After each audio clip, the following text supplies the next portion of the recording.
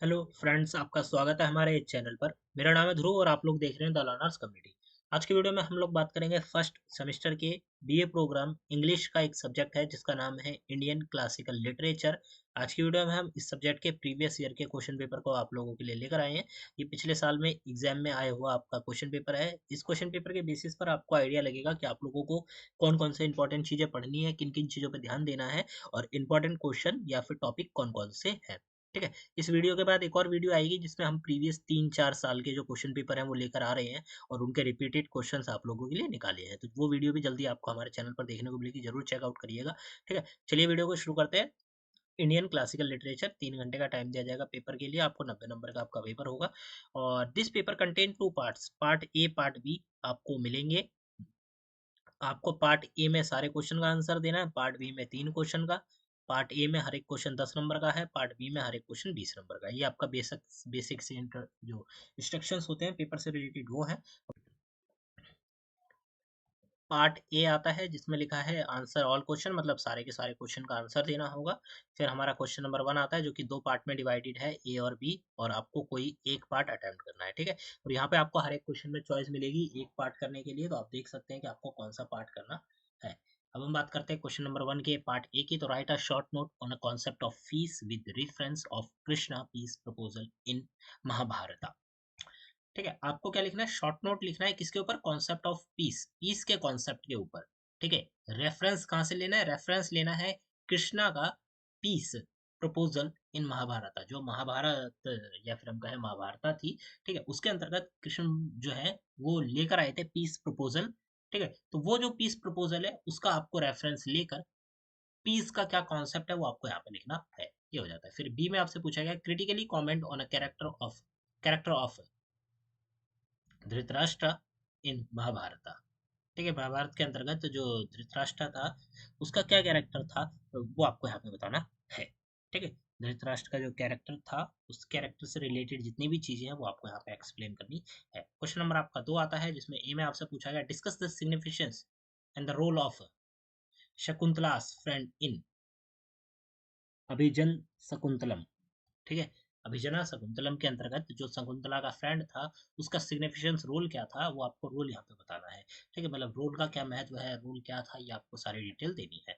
Question number 2 का B वाले part में आता है कि discuss the use of natural imagery by Kalidasa in Abhi Abhijnana Shakuntalam. अभिजना Shakuntalam के अंतर्गत कालिदास की जो नेचुरल इमेजिनरी थी, ठीक है, वो आपको यहाँ पे बतानी है, उसको डिस्कस करना है। क्वेश्चन नंबर 2 होता है।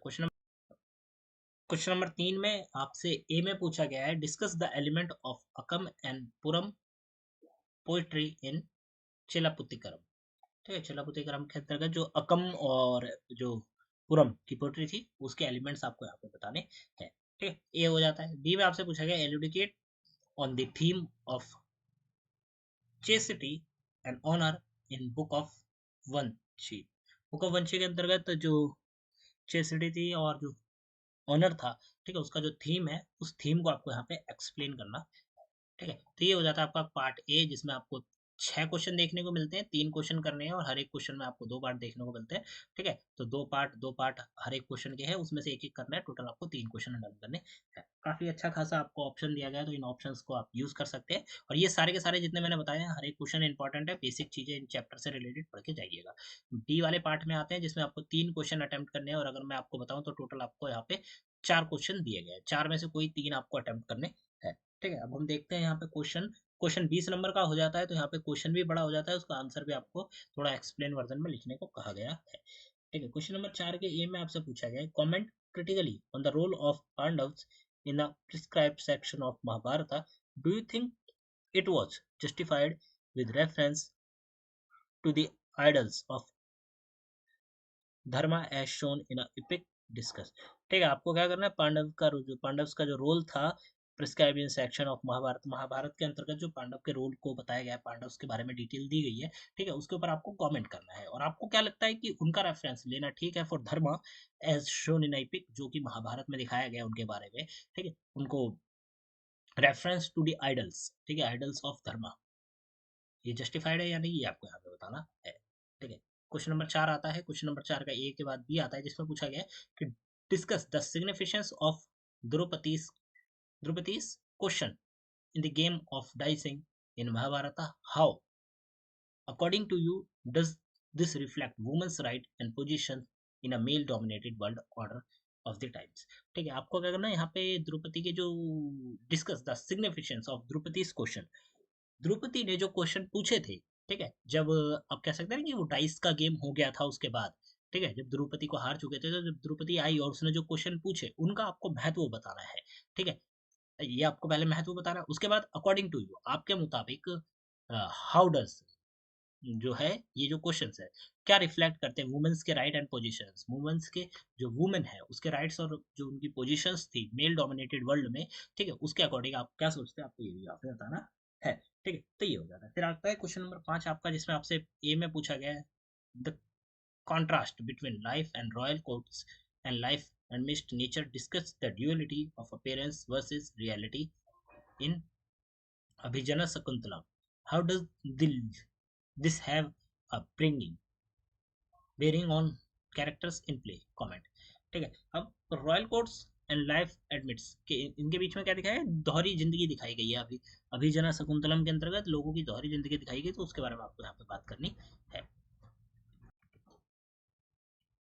बी में आपसे पूछा गया है consolement and recognition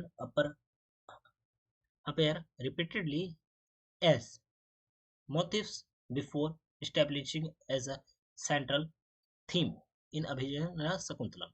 Discuss critically with reference to text focusing on how Kalidas blends these as theme in builds these as a theme in अभिजना Shakuntalam. तो अभी कालिदास के द्वारा जो बिल्ड किए गए थे थीम, जो कि मैंने आपको इसमें बताया, ठीक है, उनको कालिदास के द्वारा यूज किया गया था अभिजना शकुंतलम के अंतर्गत। उन चीजों के ऊपर आपको यहाँ पे क्या करना है, फोकस करना है और उनको एक्सप्लेन करना है, ठीक है। क्वेश्चन नंबर 6 आ जाता है ए में आपको, comment on the role of supporting character in the book of Vanshi. How does Adigal deploy these minor या supporting characters to these to discuss the theme of valor and virtue in Silappatikaram? Give reason answer. तो आपको यहाँ पर reason answer भी देना होगा, ठीक है। ये आपका बी वाला पार्ट आ जाता है कि narrative shift from focusing on personal tragedy to border theme like kingship, honour and justice, and thus moving from individual pain to collective redemption. Comment critically on above statement with reference to the book of वंशी। ठीक है, तो जो ऊपर statement है उसका use करके आपको उसके ऊपर कमेंट करना है और रेफरेंस लेना है द बुक ऑफ वंशी से आपको, और एक्सप्लेन करना है, ठीक है। क्वेश्चन नंबर 6 होता है, 7 लास्ट क्वेश्चन आता है। How has the concept of justice been dealt dealt with the Indian classical literature? Analyze critically with reference of any text from your studies। आपको अपनी किताब के अंतर्गत से जो दो टेक्स्ट है उनका यूज करके जो कॉन्सेप्ट ऑफ जस्टिस है उसके बारे में, इंडियन क्लासिकल लिटरेचर के अंतर्गत कॉन्सेप्ट ऑफ जस्टिस, वो आपको यहाँ पे बताना है अपनी क्लास में से, मतलब आपने जो किताब में चैप्टर है उसमें से रेफरेंस लेके। बी में आपसे पूछा गया the classic period upheld high orders on off morality and culture of a substantially idle world.